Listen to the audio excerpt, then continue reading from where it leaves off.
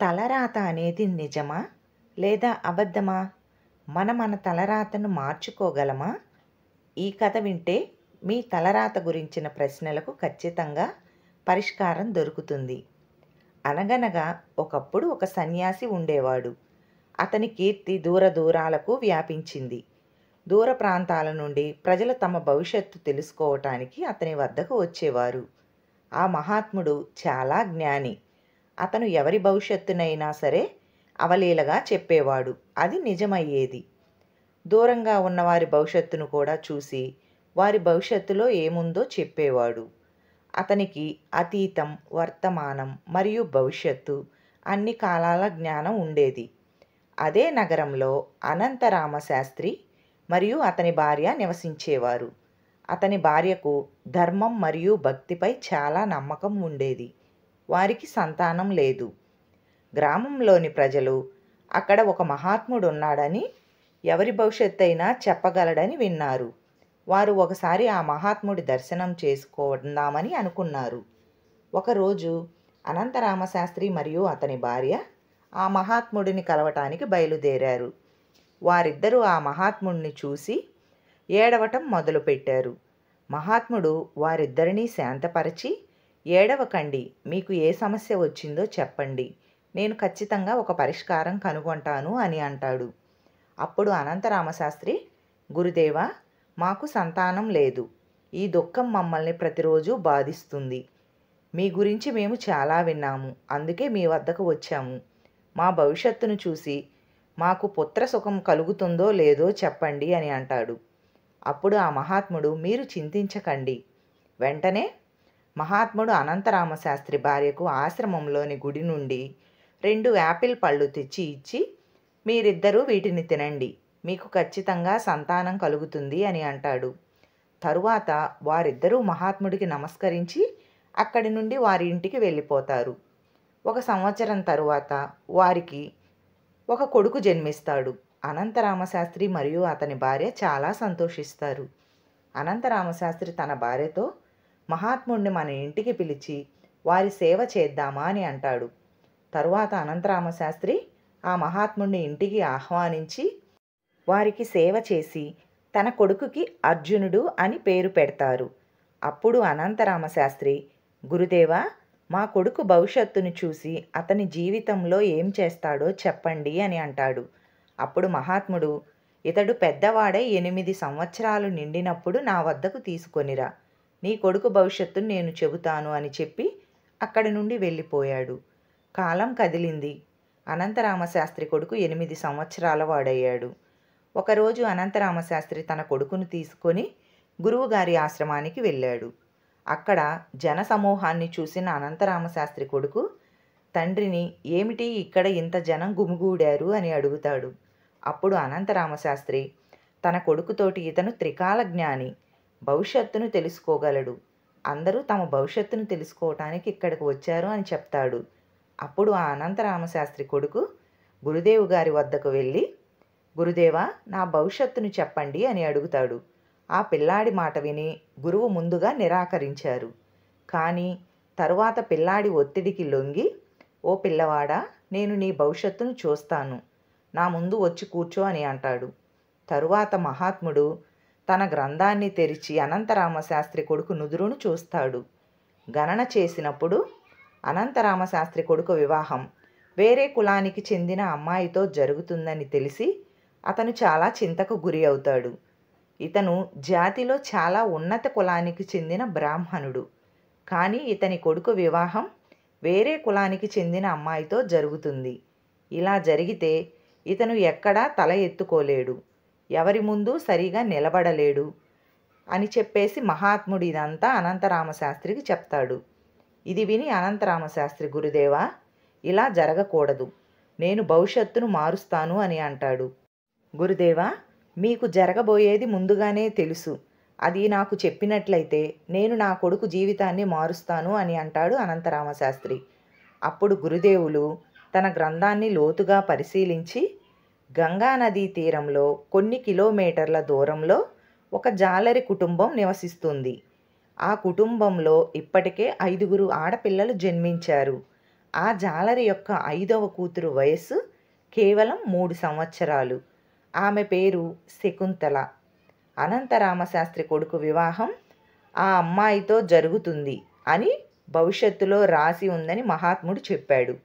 ఇది విని అనంతరామశాస్త్రి, నా కొడుకు భవిష్యత్తును నేను మారుస్తాను. నేను దేనికైనా సమర్థుడను కూడా. ఒకసారి నేను అతని భవిష్యత్తును తెలుసుకుంటే దానిని మార్చే శక్తి నాలో ఉంటుంది. బ్రహ్మ వ్రాసిన వ్రాతను మార్చటానికి అనంతరామశాస్త్రి బయలుదేరాడు.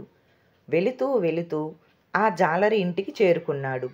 ఉజ్జయిని ప్రసిద్ధ పండితుడు తన ఇంటి గుమ్మం వద్ద నిలబడటం చూసిన జాలరి చాలా సంతోషించి గౌరవంతో స్వాగతించాడు.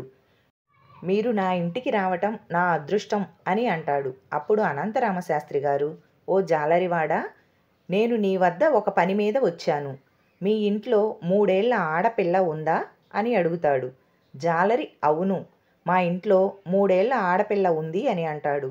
అనంతరామశాస్త్రి ఆమె పేరు శకుంతలాయేనా అని అంటాడు. అవునని సమాధానమిస్తాడు జాలరి. జాలరివాడా, నా గురువు భవిష్యత్తు తెలుసుకునే శక్తి కలిగి ఉన్నారు. వారు నాకు కొన్ని మంత్రాలు ఇచ్చారు. నేను ఇక్కడి నుండి వెళుతుండగా నీపై పెద్ద ఆపద రాబోతుందని తెలిసింది. నీ చిన్న కూతురు నీ ఇంట్లో ఉన్నంత వరకు నీ ఇంట్లో మగపిల్లవాడు పుట్టడు. నీ ఇంట్లో ఆవరణలో బిడ్డ ఆడుకుంటున్నట్లు చూడాలంటే నీ చిన్న కూతురిని ఇంటి నుండి దూరంగా పంపించాలి అని అనంతరామశాస్త్రి చెప్తాడు. అది విని ఆ జాలరి, శాస్త్రి గారు, ఆమె ఇంకా చిన్నపిల్ల, 3 ఏళ్లు కూడా నిండలేదు. నేను ఆమెను ఎలా వదిలివేయగలను అని అంటాడు. అనంతరామశాస్త్రి, నేను నీ సమస్యను చెప్పగలిగినానంటే నీకు సహాయం కూడా చేయగలను. నాకు ఆడపిల్లలు లేరు. నీ కూతురిని నాకు ఇవ్వు. నేను ఆమెను బాగా చూసుకుంటాను. పెద్దదైన తరువాత మంచి వరుడిని చూసి పెళ్లి చేస్తాను అని చెప్తాడు. కొడుకు మీద ఆశతో ఆ జాలరి తన చిన్న కూతురుని అనంతరామశాస్త్రికి ఇచ్చేస్తాడు. అనంతరామశాస్త్రి మనసులో చాలా సంతోషపడి ఆ చిన్న అమ్మాయిని తీసుకొని వెళ్తాడు. వెళుతూ వెళుతూ ఆ అమ్మాయిని చంపితే నాకు బాలహత్య పాపం చుట్టుకుంటుంది అని అనిపించింది. అందువల్ల ఆ అమ్మాయిని వదిలించుకోవటానికి ఒక కమ్మరి వద్దకు వెళ్ళి ఒక చెక్క పెట్టెను తయారు చేయించుకొని ఆ పెట్టెలో ఆ శిశువును ఉంచి నదిలో విడిచిపెడతాడు. ఆ పెట్టె కొద్ది దూరం వెళ్ళి మునిగి ఆ అమ్మాయి చనిపోతుందని అనంతరామశాస్త్రి గారు భావిస్తారు. కానీ ఎవరు తమ భవిష్యత్తును మార్చగలరు? ఆ అమ్మాయి భవిష్యత్తులో బ్రతకటం రాయబడింది. నది ఆ పెట్టెను ఒక గ్రామానికి చెందిన ఒడ్డుకు తీసుకువచ్చింది. ఆ గ్రామానికి చెందిన సత్యవ్రత శర్మ ఉదయం స్నానం చేయటానికి వెళ్ళినప్పుడు ఆ పెట్టెను చూశాడు. పెట్టెను తెరిచినప్పుడు దాని లోపల ఒక అందమైన అమ్మాయి ఉండటం గమనించాడు. సత్యవ్రత శర్మకు సంతానం లేదు. ప్రతిరోజు గంగాదేవిని వేడుకునేవాడు. ఆ అమ్మాయిని చూసి సత్యవ్రత శర్మకి గంగాదేవి తన ప్రార్థనను విని ఈ అమ్మాయిని నాకు ఇచ్చింది అనిపించింది. అప్పుడు ఆ అమ్మాయిని తన వెంట తీసుకొని వెళ్ళాడు. ఇంటికి వచ్చి ఆ అమ్మాయిని తన భార్యకు చూపించినప్పుడు ఆమె ఈ అమ్మాయి ఎవరు అని అడిగింది. సత్యవ్రత శర్మ గంగాదేవి తన ప్రార్థనను విని ఈ అమ్మాయి మనకు ఇచ్చిందని చెప్తాడు. ఈమెను మన కూతురిలాగా పెంచుకుందాం అని అంటాడు. సత్యవ్రత శర్మ మరియు అతని భార్య ఆ అమ్మాయిని చాలా ప్రేమతో పెంచారు. అమ్మాయి రోజురోజుకు పెరిగి సుందరి అయింది. ఇంద్రుడి అప్సరసల ఆమె పెరిగింది. కూతురు కొంచెం పెద్దదైనప్పుడు సత్యవ్రత శర్మ భార్య తన భర్తతోటి, మన అమ్మాయి పెద్దదయింది, పెళ్లి వయసు వచ్చింది, ఆమెకు ఒక వరుడిని వెతకండి అని చెప్తుంది. తన ఏకైక కూతురికి వరుడిని వెతకటానికి సత్యవ్రత శర్మ బయలుదేరాడు. చుట్టుపక్కల సరైన వరుడు దొరకక అతను ఉజ్జయినికి వచ్చాడు. అక్కడ ప్రజలను అడిగినప్పుడు అనంతరామశాస్త్రి పేరు వచ్చింది. అనంతరామశాస్త్రి కుటుంబం చాలా మంచిదని మరియు అతనికి ఒక కొడుకు ఉన్నాడని చెప్పారు. ఆ అనంతరామశాస్త్రి వద్దకు వెళ్ళి మాట్లాడితే మీ కూతురికి మంచి భర్త దొరుకుతాడని అక్కడ ప్రజలు చెప్తారు. ఆ మాట విని అనంతరామశాస్త్రి ఇంటి వెళ్ళటానికి నిర్ణయించుకున్నాడు. అనంతరామశాస్త్రి ఇంటికి వెళ్ళి మాట్లాడినప్పుడు తన కూతురి సౌందర్యాన్ని చెప్పి తన కూతురిని ఆ అనంతరామశాస్త్రి కొడుక్కి ఇచ్చి పెళ్లి చేయటానికి వచ్చానని చెప్తాడు. అనంతరామశాస్త్రికి చాలా సంతోషం కలుగుతుంది. తన కొడుకు భవిష్యత్తు మారిందని భావిస్తాడు. ఆ పెళ్లికి ఒకరోజు నిశ్చయమైంది. మరియు సత్యవ్రత శర్మ తన ఇంటికి వెళ్ళి తన భార్యకు అంతా చెప్తాడు. కొన్ని రోజుల తరువాత పెళ్లి రోజు వచ్చింది.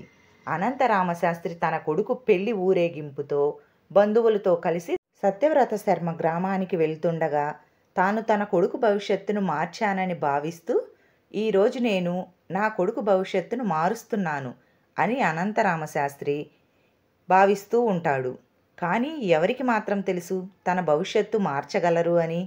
ఒక్కసారి రాసిన రాత ముగియదు. ఎంత ప్రయత్నించినా భవిష్యత్తును మార్చటం సాధ్యం కాదు. ఆ జాలరి కూతురు ఇప్పుడు సత్యవ్రత శర్మ కూతురుగా అనంతరామశాస్త్రి కొడుకును పెళ్లి చేసుకోవటానికి సిద్ధంగా ఉంది. ఆ అమ్మాయికి మంచి భర్త దొరికినందుకు అందరూ సంతోషించారు. అనంతరామశాస్త్రి తాను తన కొడుకు భవిష్యత్తును మార్చానని భావిస్తున్నాడు. ఒకరోజు అనంతరామశాస్త్రి కొడుకు ఉజ్జయినికి వెళ్ళవలసి వచ్చింది. కొన్ని రోజుల తరువాత అనంతరామశాస్త్రి తన కోడల్ని తీసుకొని గురువుగారి ఆశ్రమానికి వెళ్ళాడు. గురువుగారికి నమస్కరించి, గురువుగారు, నేను నా కొడుకు భవిష్యత్తు మార్చాను చూడండి అంటాడు. గురుదేవుల వారు అనంతరామశాస్త్రి వైపు చూస్తూ ఒక నవ్వు నవ్వుతాడు. అనంతరామశాస్త్రి ఆశ్చర్యంతో గురువుగారిని చూస్తాడు. గురుదేవా, ఎందుకు మీరు ఇలా నవ్వుతున్నారు అని అడుగుతాడు. అప్పుడు గురువుగారు, నువ్వు నదిలో వదిలిపెట్టిన ఆ అమ్మాయే ఈమె అని చెప్తారు. అనంతరామశాస్త్రికి చెమటలు పట్టేస్తాయి. తాను నదిలో వదిలిపెట్టిన అమ్మాయి ఇప్పుడు తన ఇంటి కోడలు అని తెలిసి అతనికి ఆశ్చర్యం కలుగుతుంది. అతను శకుంతలతో, అమ్మా, నువ్వు నీ తండ్రికి ఒక్కగానొక్క కూతురివి కదా అని అడుగుతాడు. అప్పుడు ఆ అమ్మాయి, నా నిజమైన తల్లిదండ్రులు చాలా దుష్టులు. వాళ్ళు నన్ను 3 ఏళ్ల వయసులో గంగానదిలో వదిలివేశారు. మరియు వీరు నాకు కొత్త జీవితాన్ని ఇచ్చారు. నాకు కొత్త జీవితం లభించిన రోజు నుండి వీరే నా తల్లిదండ్రులు అని చెప్తుంది. అనంతరామశాస్త్రి ఆమె అదే జాలరి కూతురని రుజువైనప్పుడు అనంతరామశాస్త్రి శకుంతలను వదిలించుకోవటానికి ఒక ఉపాయం ఆలోచిస్తాడు.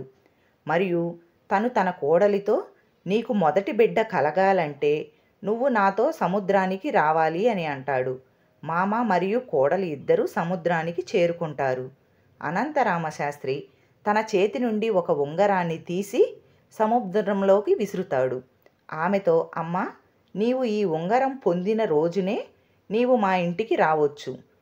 ఒకవేళ నీకు ఆ ఉంగరం దొరకలేదు అంటే నువ్వు నీ తండ్రి ఇంటికి వెళ్ళినా లేదా నా ఇంటికి వచ్చినా నీవు బ్రాహ్మణ స్వర్గస్థురాలివి అవుతావు.